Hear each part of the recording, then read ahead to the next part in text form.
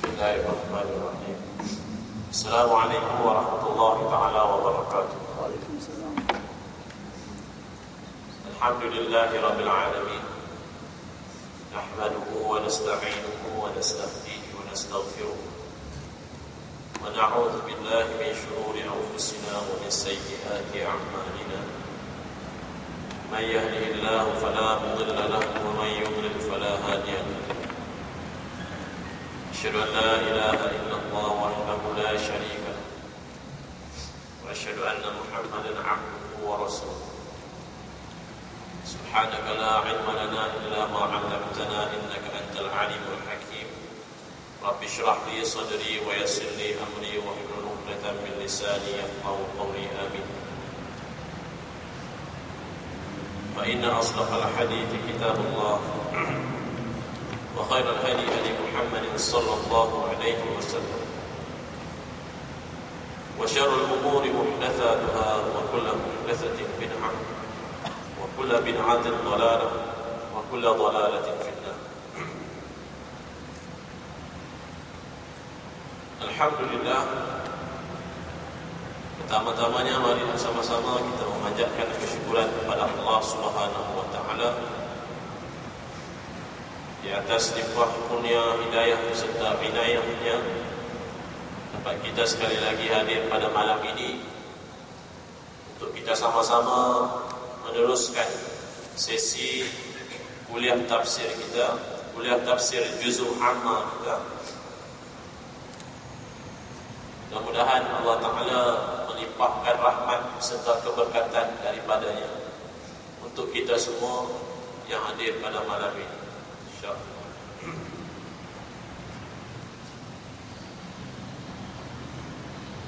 Pada 2 minggu yang lalu, kita cuti seminggu sempena Hari Raya Aid Al-Adha. Dan pada minggu sebelum itu kita telah menafsirkan ayat daripada surah At-Takwir sampai pada ayat yang ke-13. InsyaAllah pada malam ini kita akan sambung penafsiran termasuk pada ayat yang ke-14. Tuan-tuan boleh rujuk muka surat. Kalau tuan-tuan nak lihat ayatnya, tengok muka surat 49. Ayat 49 daripada surah At-Takwir.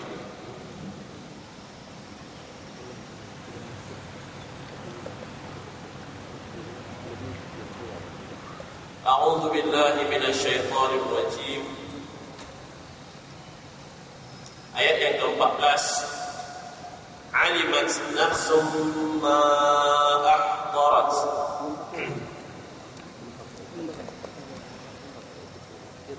Itu ayat yang ke-14. Kita tengok terjemahannya muka surat 50. Terjemahannya muka surat 50. Ayat yang ke-14. Maksud ayat yang ke-14 kata pengarang kitab ini, qala musannif rahimahullahu ta'ala wa nafa'ana bi ulumi fid dar. Maksud ayat yang ke-14, mengetahuilah masing-masing diri akan apa-apa yang telah dihadirkannya. Itu ayat yang ke-14.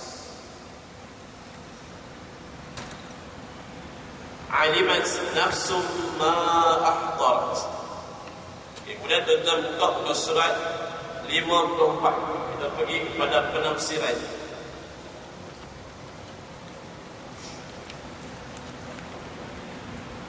Muka surat 54. Kita berhenti hari itu pada ayat yang ke-13. Hari ini kita tengok penafsiran ayat yang ke-14. Surat 54 bawah sekali. Bawah sekali.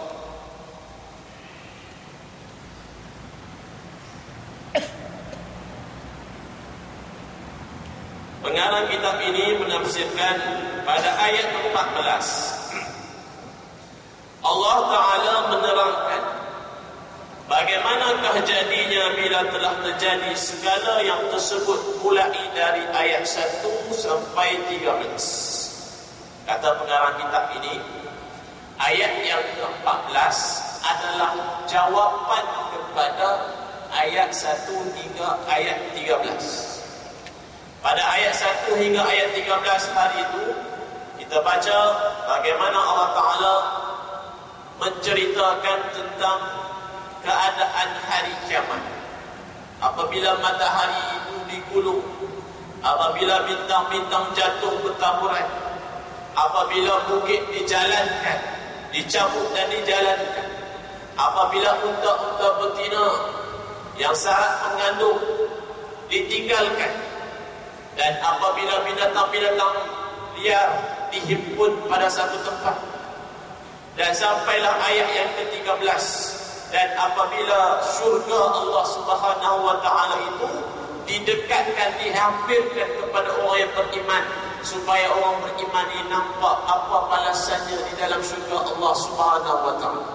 Apabila terjadinya 13 ayat yang awal daripada surah At-Takwir itu, maka Allah Ta'ala sambung. Allah Ta'ala kata dalam ayat yang ke-14, alimas nafsum ma ahdarat.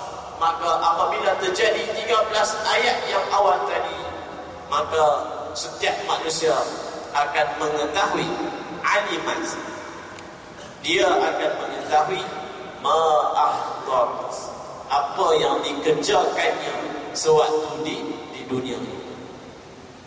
Okey, itu maksud ayat yang ke-14. Maka sambungannya, pengarang ini mengatakan ke surat 55 baris yang kedua, mengetahuilah tiap-tiap diri manusia dengan sejelas-jelasnya apa yang telah dihabiskannya, apa-apa yang dikerjakannya selama hidup di dunia ini. Maka berlaku, apabila berlakunya 13 perkara tadi, manusia apabila berhimpun di depan Allah Subhanahu wa Ta'ala, maka semuanya akan diceritakan, akan dibongkar oleh Allah Subhanahu wa Ta'ala. Perkataan ahdarat, kata ulama tafsir, perkataan ahdarat pada ayat yang ke-14 itu seolah-olah nak memberitahu kepada kita bahawa manusia, orang-orang kafir, orang-orang yang ingkar pada perintah Allah Subhanahu wa Ta'ala, apabila mereka berdiri di hadapan Allah, apabila dibentangkan segala amalan mereka, mereka ini merasakan dalam keadaan keengganan, seolah-olah seboleh-bolehnya tak mau tengok amalan-amalan mereka yang mereka lakukan di dunia dahulu. Seboleh-bolehnya tak mau tengok buku amalan mereka itu dibuka oleh Allah Subhanahu wa Ta'ala. Itu maksud perkataan ahdarat, seperti mana yang dinafsirkan oleh sebagian ulama. Begitu jugalah seolah-olah kalau kita tengok dalam masa zaman sekarang ini, kalau nak dibuat perumpamaan itu seperti pelajar sekolah ini yang nak ambil peperiksaan. Pelajar sekolah, anak-anak kita nak ambil peperiksaan BMR, SPM. 2 minggu lagi SPM. Tapi anak kita ini sejak daripada tingkatan 4 tak buat persediaan langsung. Tak buat persediaan. Cikgu bagi lantai tumbi kerja sekolah, tak buat baca buku, tak. Maka bila tibanya saat hari peperiksaan itu, maka anak kita ini dia seolah-olah nak masuk ataupun tidak, nak ambil peperiksaan ataupun tidak. Dia seolah-olah begitu. Sebab apa dia tahu? Dia akan gagal sebab. Sebelum lagi dia duduk peperiksaan, dia tahu dia akan gagal sebab. Sebab dia tahu dia tidak ada persediaan yang rapi untuk ambil peperiksaan. Begitu jugalah ulama menyatakan perkataan ahdarat ini digambarkan kepada orang-orang kafir yang tidak ada persediaan dari sudut amalan-amalan soleh waktu di dunia ini. Apabila dia berhadapan dengan Allah, dia berasa keengganan nak bertemu dengan Allah Subhanahu wa Ta'ala, dan keengganan nak dinampakkan segala amalan-amalan.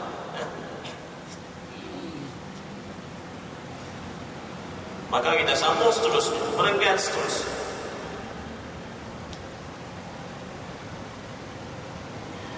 kerja matanya, kata pengarang kita, kerja matanya, kerja telinganya, kerja lidahnya, kerja kaki dan tangannya, kerja farasnya, dan kerja otak dan hatinya, yang baik atau yang jahat, yang salah dan yang salah, akan dilihatnya di waktu itu sejelas-jelasnya. Maksudnya, setiap inci kelakuan manusia, setiap batang tubuh yang ada pada anggota tubuh badan kita akan disoal oleh Allah Subhanahu wa taala dan akan diperlihatkan semula apa yang kita buat dengan anggota tubuh badan yang Allah Taala bagi kepada kita. Okay? Mata yang Allah Taala bagi, kita gunakan ke arah mata. Sebab mata inilah jadi punca segala-galanya. Okay? Kata Nabi Muhammad sallallahu alaihi wasallam dalam sebuah hadisnya, an-nazaru sihamul iblis. Pandangan mata itu anak panah iblis. Punca segala maksiat, perkara-perkara mungkar atas muka bumi ini, punca utamanya mata. Okay? Sebab itu Allah Subhanahu wa taala merakamkan satu ayat, bahkan banyak ayat yang menyebut tentang jaga pandangan mata. Dalam surah An-Nur ayat 31, ayat 30. Ayat ini memang sudah masyhur di kalangan kita. Allah Ta'ala menyebut, a'udzubillahi minasyaitanir rajim. Qul lil mu'minina yaghuddu min absarihim wa yahfazu furujahum. Katakanlah, wahai Muhammad, kepada orang-orang yang beriman, yakni orang lelaki yang beriman, yaghuddu min absarihim, jaga pandangan mereka. Jelas-jelas Allah Taala sebut di situ. Surah An-Nur ayat 30. Wa yahfazu furujahum, dan jaga kemaluan mereka. Zalika azka lahum, yang demikian itu lebih suci bagi kamu. Innallaha khabirun bima yasna'un. Sesungguhnya Allah Taala Maha mengetahui tentang apa yang kamu lakukan di atas muka bumi. Begitu juga dengan ayat 31 surah An-Nur. Allah Ta'ala kata kepada orang perempuan yang beriman pada Allah Subhanahu wa taala, yang pertama sekali, jaga pandangan dulu. Sama. Okey? Tentang pandangan. Sebab daripada pandangan ni, dia merebak ke hati, dia merebak ke kaki, dia merebak ke tangan, dia merebak ke kemaluan dan sebagainya. Puncanya adalah mata. Sebab itu dalam hadis yang lain, Nabi Muhammad sallallahu alaihi wasallam dalam sebuah hadis,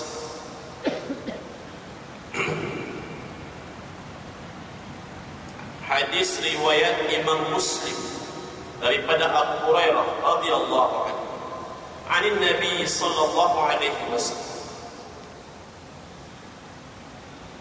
kata Nabi Muhammad sallallahu alaihi wasallam, kutiba ala ibni Adam nasibahu min az-zina mudrikun dhalika la mahal. Kata Nabi Muhammad sallallahu alaihi wasallam, setiap anak Adam ini sudah ditetapkan padanya itu zina. Maksudnya, manusia ini, anak Adam ini tidak dapat lari daripada zina. Kata Nabi Qam, mudrikun dhalik la mahala, la mahala. Setiap daripada kita tahu tidak ada keingkaran lagi pada perkara tersebut. Maksudnya, setiap daripada kita ini tahu kita ini tidak sunyi daripada perkara zina. Kemudian kata Rasulullah sallallahu alaihi wasallam, fal ainani zinahuma an-nazar. Kemudian kata Nabi, kedua mata kita ini pun berzina. Dua mata kita berzina. Zinanya apa? Zinahuma an-nazar. Zina dua mata ini adalah pandangan. Itulah zina mata. Kita tengok apa, kita pandang apa. Kalau pandang perkara yang mungkar, maksiat, perkara yang boleh menyebabkan kita derhaka pada Allah Subhanahu wa taala, ini namanya zina mata. Dalam riwayat yang lain Nabi Muhammad sallallahu alaihi wasallam sebut apa? Al-ainani yazniyani wa zinahuma an-nazar. Lebih kurang sama. Dua mata anak Adam itu berzina, zina kedua-duanya itu adalah pandangan. Dalam riwayat yang lain Nabi kata apa? La tutbi'in nazra an-nazra. Fa inna lakal ula wa laysa lakal akhir. Kata Nabi Muhammad sallallahu alaihi wasallam, jangan kamu ikuti satu pandangan dengan pandangan yang lain. Fa inna lakal ula wa laysa lakal akhir. Sesungguhnya pandangan yang pertama itu bagi kamu dan pandangan yang kedua itu bukan lagi bagi kamu.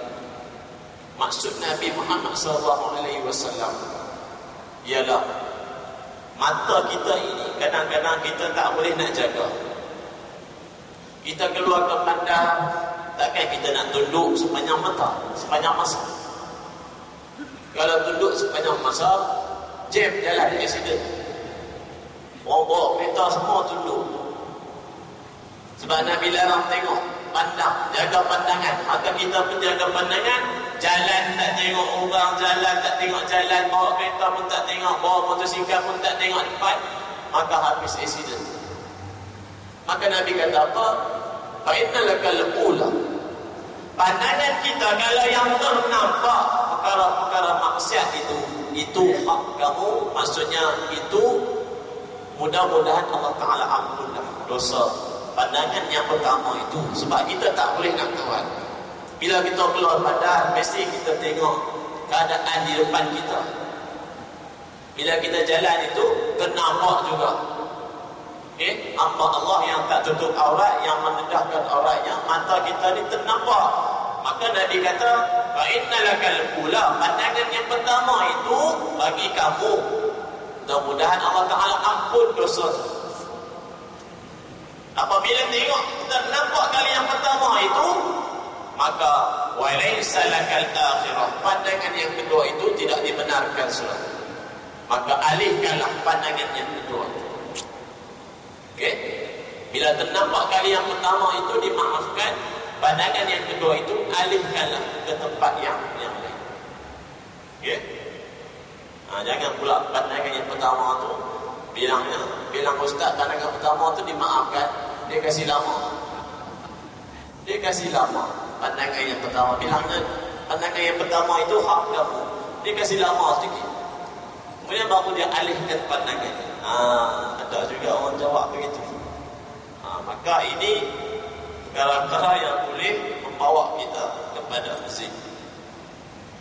Sebab itu Allah Ta'ala sebut dalam Quran, wala taqrabuz zina, jangan hampir kepada zina, hampir pun tak boleh.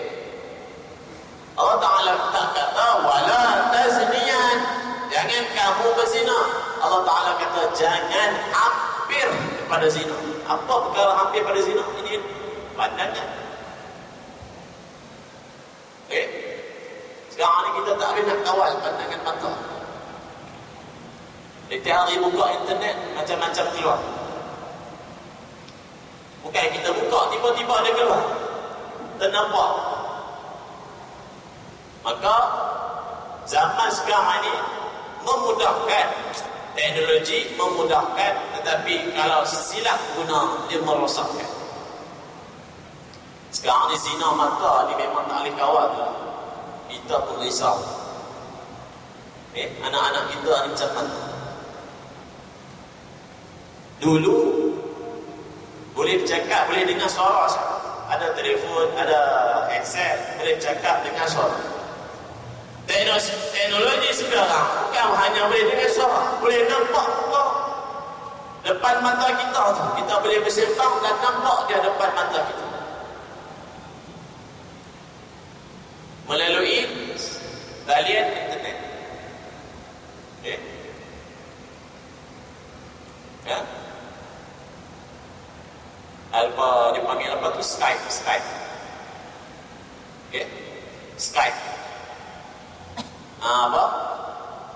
Kita boleh bercakap dengan orang yang berada di jauh. Bukan hanya bercakap, boleh nampak mukanya depan kita. Dia sedang buat apa, sedang bercakap dengan kita tu kita nampak. Kawan kita yang berada di England sana contoh. Okay? Kalau bercakap benda yang berfaedah, kita berbincang secara ilmiah dengan kawan kita dalam video conference tu, itu bagus. Takut-takut nanti yang kita takut lain. Okay? Kita takut sekarang lain. Ada kemudahan Skype video conference, dia buat perkara-perkara maksiat, dia secara live boleh nampak kawannya boleh nampak dia. Yang ni yang ditakuti. Okay? Teknologi bukan, dia memudahkan, dia banyak memudahkan manusia. Dan sekarang ni dia ada apa, stream, video stream. Okay? Video stream. Kalau ada orang yang pandai boleh buat video stream tu, kita yang sedang kuliah sekarang ni, kita masukkan dalam internet, masuk dalam video stream tu, seluruh dunia boleh ikuti kuliah kita ini secara live, secara langsung. Sekarang ni kuliah-kuliah di seluruh Malaysia banyak guna itu, video stream. Kita yang berada di Tawau ni pun sedang boleh mengikuti kuliah yang berada di Semenanjung secara langsung. Kita nak tanya soalan pun boleh secara langsung. Itu kalau kuliah. Tapi kalau dia buat adegan-adegan lain secara langsung, ini yang jadi zina mata. Kita risau anak-anak kita zaman akan datang ni, kita tak tahu lagi, banyak lagi teknologi akan datang. Persoalannya cara nak mengawal tu agak susah. Kemudian Nabi kata lagi, wal udhunani zinahuma al-istima'. Dua telinga kamu itu, zina kedua-dua telinga itu adalah pendengaran. Dua telinga kita pun berzina. Kata Nabi, zinanya ialah pendengaran. Kita dengar apa? Sejak pada bangun tidur sampailah kita tidur semula, apa yang banyak kita dengar? Dengar empat orang ke? Dengar perkara-perkara yang sia-sia ke? Ataupun banyak kita dengar kuliah, banyak kita dengar bacaan Al-Quran, kita bawa kereta, kita pasang Al-Quran, nak pergi kerja, pasang Al-Quran, CD Al-Quran. Okay? Dalam kereta ni mau ada CD, satu CD Al-Quran ataupun CD kuliah. On the way nak pergi kerja ke, nak pergi kebun ke, pergi menompak ke, pasang CD Quran ataupun CD kuliah, dapat juga manfaat. Supaya telinga kita ini tidak terdedah dengan perkara-perkara zina. Okay? Kemudian Nabi kata lagi, wal yadani tazniyani wa zinahuma al-batash. Okay? Kedua tangan kita ini pun berzina. Dan zina kedua-dua tangan ini adalah kekerasan. Nabi kata, kekerasan, kezaliman yang kita guna kedua tangan kita ini kepada orang lain, itu pun dikira sebagai zina. Okay? Begitu juga tangan kita ini, kita pegang apa,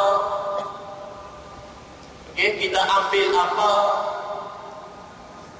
kita suap apa, tangan kita ini pun berzina, kata Nabi. Okay?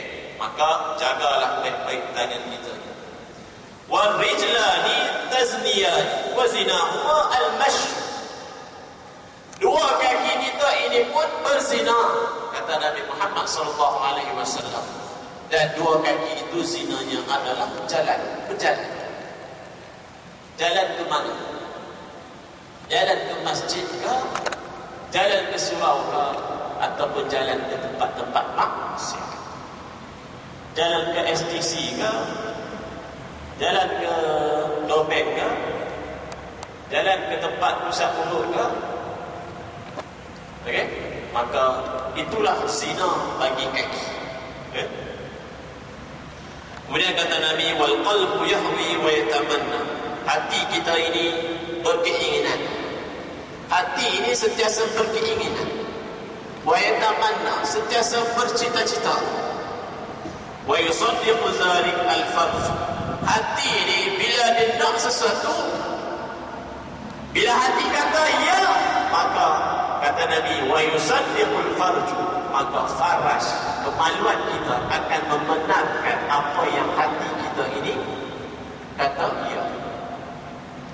Kalau hati ini kata pergi tempat maksiat, maka faraj kita akan membenarkan, kemaluan kita akan membenarkan. Maka terjadilah perzinahan. Yang tadi yang disebut zina mata, zina kaki, itu semua pembuka, jalan pembuka kepada zina yang besar. Okey? Au yukadzimun. Tapi kalau hati kita ini kata tidak, maka ia akan menidakkan kemaluan kita daripada melakukan perkara-perkara maksiat.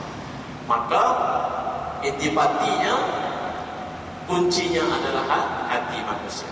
Okey, al-qalb. Kita sambung. Mendengar yang kedua, ke surat 55. Alangkah senang dan gembiranya orang baik-baik. Berapakah takut dan gentarnya orang-orang yang masih hidup di dunia bersalah dan derhaka. Tidak dapat kita mengatakan, kata pengarang kitab ini, alangkah untunglah orang yang di dunia ini baik. Dia jaga betul segala amalan, dia jaga betul segala tubuh badan dan panca indera. Menguntunglah di depan Allah Ta'ala besok. Allah Ta'ala akan bagi ganjaran yang setimpal dengan apa yang dia jaga. Nak jaga memang siksa. Memang dunia ini Allah Ta'ala cipta untuk orang yang beriman, banyak siksaan, banyak apa derita di dunia ini, khusus bagi orang yang beriman. Tapi kalau orang yang tak beriman, Allah Ta'ala biarkan dia senang lena, suka. Orang beriman, Allah Ta'ala kasih dia rasa banyak derita, sebab dia akan senang di syurga Allah Subhanahu wa Ta'ala.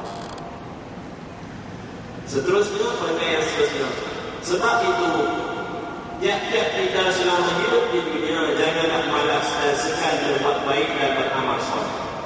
Sekalipun tiada dapat balasan apa-apa di dunia ini. Okay? Hendaklah peliharakan semampu tenaga dan ikhtiar segala anggota dan hati kita, supaya jangan salah kerja atau derhaka. Sekali-kali janganlah kita berturutkan hawa nafsu dan iblis yang menahan kita jadi orang yang baik-baik, atau membawa kita kepada bersalah dan neraka. Kata pengarang kitab ini, jangan diikutkan sangat nafsu. Kalau ikut nafsu, dia akan sentiasa bawa kepada perkara-perkara yang jahat. Ammaratun bisu. An-nafsu ammarah bisu. Nafsu ni dia ada banyak tingkatan-tingkatannya. Tapi kalau nafsu yang paling buruk, ialah nafsu yang sentiasa bawa manusia ke arah benda-benda yang dimurkai Allah, benda-benda maksiat. Maka kata pengarang kitab ini, cubalah sedaya upaya untuk buat amal soleh, buat benda-benda yang baik. Walaupun di dunia ini kita tak dapat pengiktirafan daripada manusia. Okey? Walaupun kita buat banyak benda baik, tapi tak diiktiraf oleh manusia. Sebab atas manusia ni, kalau kita nak ambil kira mata manusia ni lain-lain. Mata manusia ni melihat daripada berbagai sudut. Ada orang yang setuju dengan kita, ada orang yang tak setuju dengan kita. Kita buat baik, ada orang yang setuju dengan kita, ada orang yang tak setuju dengan kita. Itu lumrah manusia. Okay? Maka kata pengarang kitab ini, jangan berputus asa, la tayasu min rahmatillah, jangan berputus asa dengan rahmat Allah. Kalau cari pengiktirafan manusia, pandangan manusia, sampai bila pun kita, hati kita ni tak akan senang. Tapi bagi orang yang beriman, orang yang salih, orang yang arif billah, orang yang kenal sungguh Allah, dia buat baik, dia tak cari pengiktirafan pandangan manusia. Maka peringatan yang terakhir surat 55 tu, jangan dilupakan bahawa hidup kita tidak cukup untuk di dunia yang fana ini sahaja, tetapi akan hidup sekali lagi dengan kehidupan cara akhirat. Di situ kita masing-masing akan menerima sepenuh-penuhnya balasan kerja kita di buruk baik. Okay. Itu penafsiran ayat 1 hingga ayat 14. Okay, malam ni kita tengok ayat yang ke-15. Ayat yang ke-15.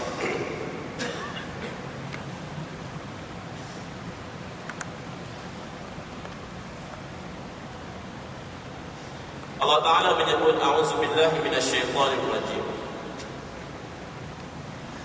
Fala uqsimu bil khunnas al-jawaril kunnas wal layli idza as'as was subhi idza tanaffas.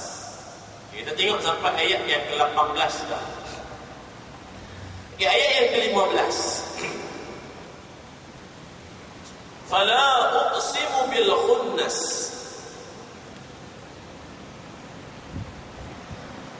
Pengarang kitab ini menterjemahkannya muka surat 56.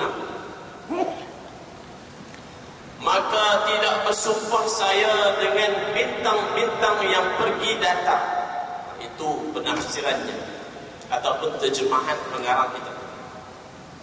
Okey. Kita tengok balik ayat 15. Fala uqsimu bil khunnas. Okey. Fa di situ maksudnya maka. La di situ, fala la. Kata ulama, la di situ dia memberi maksud. Dia dalam bahasa Arab namanya la zaidah. La az-zaidah. La dalam bahasa Arab dia memberi maksud tidak. Tidak ataupun jangan. Tapi dalam ayat ini kata ulama tafsir, la yang dalam ayat yang ke-15 itu ia bukan memberi maksud tidak. La yang digunakan oleh Allah dalam ayat yang ke-15 di situ, ia adalah sebagai penambahan sahaja. Itu namanya la az-zaidah, la penambahan. Tujuannya untuk memberi taukid, penekanan pada sumpah Allah yang datang selepas ini. Okay. Maka kalau kita tengok pengarang kitab ini, dia menterjemahkan dengan tidak, maka tidak bersumpah saya. Okay. Maka terjemahan yang sebetulnya, okay, yang sebaiknya ialah maka sesungguhnya. Okay. Dia bukan memberi maksud tidak ya, perkataan la dalam ayat. Okay. Tuan-tuan boleh tambah tulis di atasnya tu, dekat kataan tidak tu, tuan-tuan tulis sesungguhnya. Okay. Maka sesungguhnya aku bersumpah. Uqsimu maksudnya aku bersumpah. Siapa? Allah Subhanahu wa ta'ala. Maka sesungguhnya aku bersumpah bil khunnas, dengan al-khunnas maksudnya bintang. Bintang,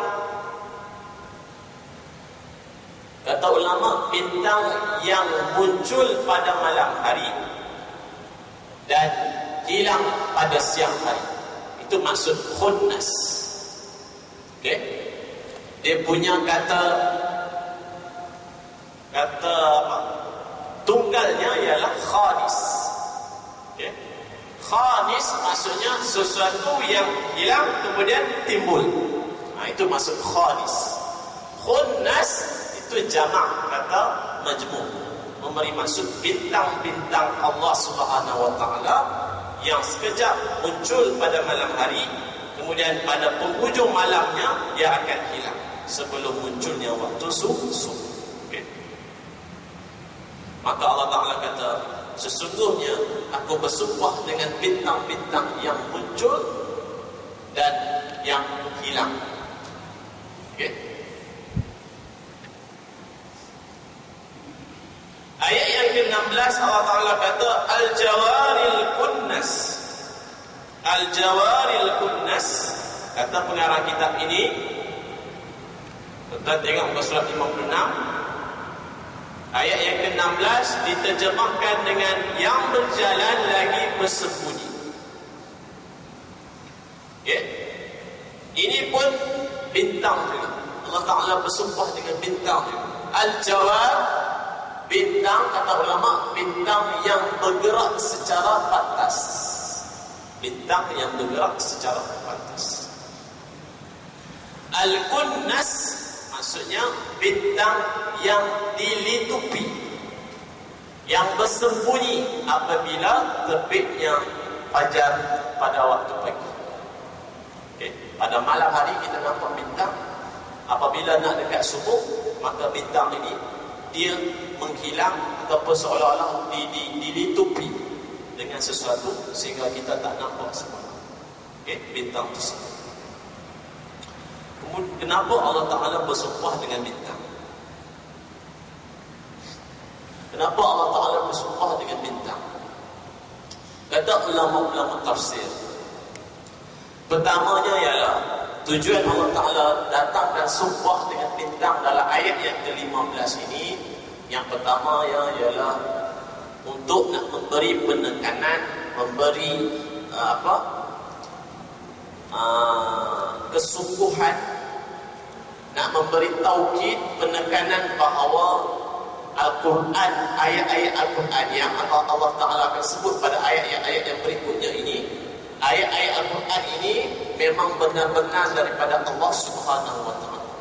Jadi Allah Ta'ala bersumpah dengan bintang untuk mengiyakan, untuk membenarkan ayat-ayat suci Al-Quran yang selama pada waktu Rasulullah SAW hidup itu diingkari oleh orang-orang kafir pada waktu itu. Itu yang pertama. Yang kedua, kata ulama, kenapa Allah Ta'ala bersumpah dengan bintang? Sebab pada zaman dulu, pada zaman jahiliyah, orang-orang Arab jahiliyah ini, dia orang ini, bintang itu menjadi satu benda yang cukup penting dari sudut penilikan nasib, untuk tilik nasib. Okey, dia orang ada bomoh, dia orang tukang tilik nasib, dia orang. Okey, dalam masyarakat jahiliyah, apabila seseorang orang pada waktu tersebut, orang Arab jahiliyah, apabila ingin tahu tentang anak dalam kandungan itu, anak lelaki ke perempuan, dia akan pergi jumpa Tok Bomoh, tukang tilik nasib. Tukang tilik nasib ni dia akan bergantung kepada bintang. Dia akan tengok bintang. Bila dia tengok bintang berkelip, bilangnya anakmu ini, maka dia buat Bomoh ini, dia membuat pelbagai andaian ataupun dia membuat tilik nasib kepada orang tersebut. Okay. Kata ulama, ia adalah melalui perantaraan jin. Melalui perantaraan jin. Okay. Maka dia orang bergantung harap pada bintang. Okay. Nak dapat kekayaan, nak buat perniagaan, nak kasih untung, pergi jumpa Bomoh. Bomoh tengok bintang-bintang ini, bawa Bomoh tilik nasib seseorang. Itu masyarakat jahiliyah. Okay. Sebab itu Allah Ta'ala bersumpah dengan bintang ini untuk memandang segala kepercayaan orang-orang Arab jahiliyah pada zaman tersebut. Tujuannya apa? Allah Ta'ala bersumpah dengan bintang. Pertama, untuk memandang kelakuan perbuatan tirik nasib orang jahiliah ini. Yang kedua, untuk memberi tahu kepada orang-orang pada waktu tersebut bahawa bintang-bintang ini pun adalah makhluk Allah Subhanahu wa ta'ala yang kamu anggap seperti Tuhan. Okay. Hari ini pun kita masih lagi bilang percaya bulat-bulat kepada Allah. Hilang dompet, pergi jumpa Allah. Pergi jumpa Allah. Okay. Bilangnya dompet ku hilang di masjid. Okay. Bomo tu pun tengoklah, tengok dalam air. Sekarang ni tengok dalam air. Dulu bomo dulu tengok bintang. Sekarang ni tengok dalam air. Dia tengok bilangnya, okay. Ada jatuh di tempat parking kereta. Okay. Maka kita yang pergi ni pun betul juga. Okey aku je.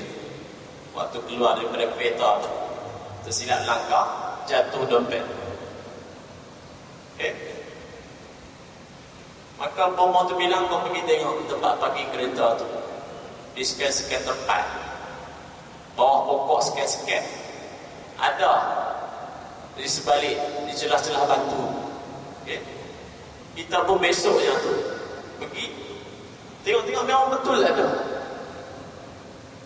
Memang betul ada. Okay.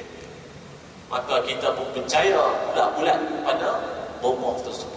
Maka ini boleh merosakkan akidah dan boleh menyebabkan syirik atau kufur pada Allah Subhanahu. Okay. Bilangnya nak percaya macam mana Ustaz? Memang betul apa yang dia bilang. Memang betul apa yang dia bilang. Memang saya pergi tengok di tempat parking itu memang sah, memang berada di bawah pokok sekian-sekian. Macam mana Allah tu boleh tahu? Ini namanya perantaraan jin. Okay? Jin. Yang kita tak tahu, yang kita tak nampak. Okay? Maka jin telah menyesatkan manusia sejak sekian lama. Okay? Sejak sekian lama, sejak wafatnya Nabi Sulaiman alaihi salam. Okay? Kalau kita nak cerita panjang, bab sihir, sejarah sihir dia muncul selepas Nabi Sulaiman alaihi salam mati, dan jin-jin semua, okay, membongkar rahsia sihir dan mengajar manusia, okay, sehinggalah boleh menyebabkan, okay, keretakan rumah tangga dan sebagainya. Okay. Harut wa Marut Allah Ta'ala sebut dalam Quran. Okay.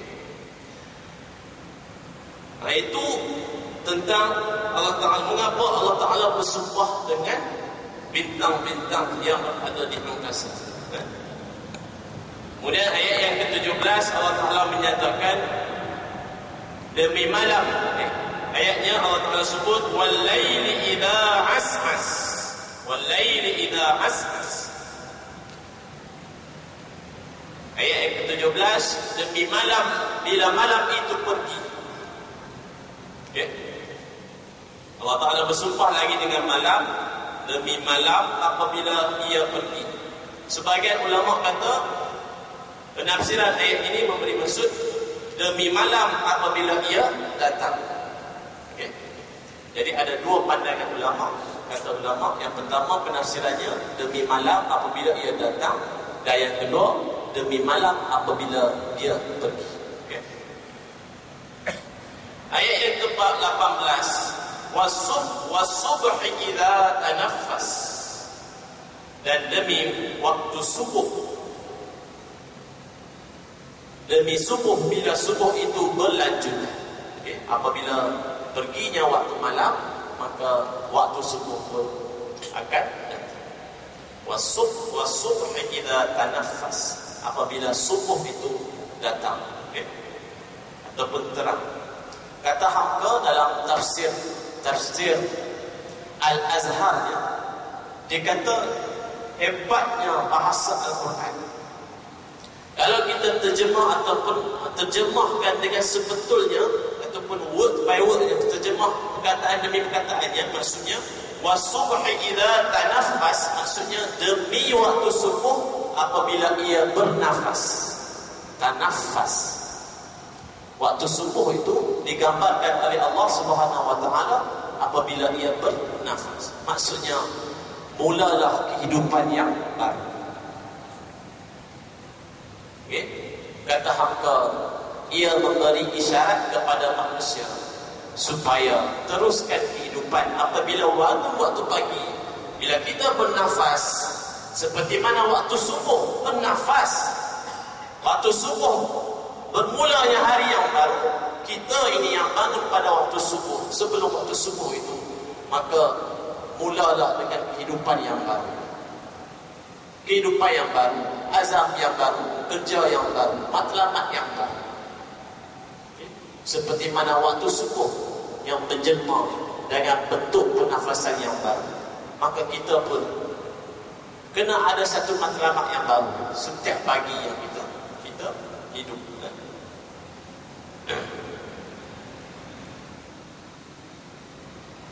Contoh yang sebelum kita berhenti pada ayat yang ke-18. InsyaAllah pada minggu depan kita lihat penafsiran. Malam ni kita baru tengok terjemahannya. Okay?